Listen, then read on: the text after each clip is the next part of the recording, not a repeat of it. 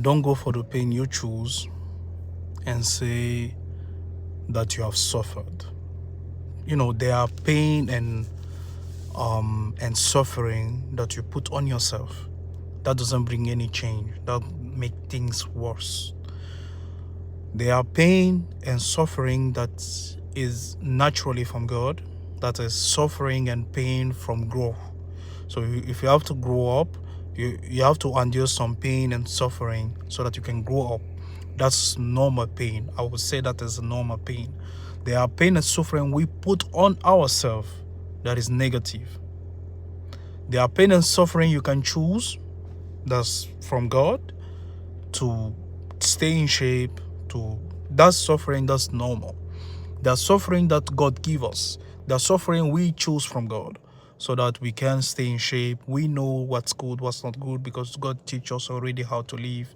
And if you have to succeed, you already wrote a book about it. There are books about it, how to grow and everything. There are wisdom about it. But there are suffering that we choose.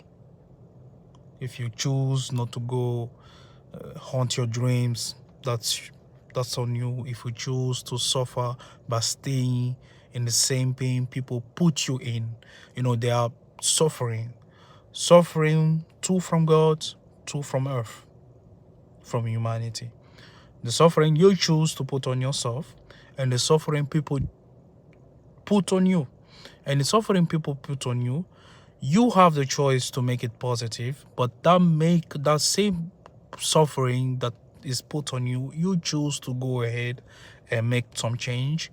And there are suffering you choose, and you have to be very, very specific that you have to be very specific about the pain you're choosing. And when you choose the pain to grow, you will grow. If you choose the pain to rest, you will rest where you are. So, but every growth and every decline come from pain and suffering.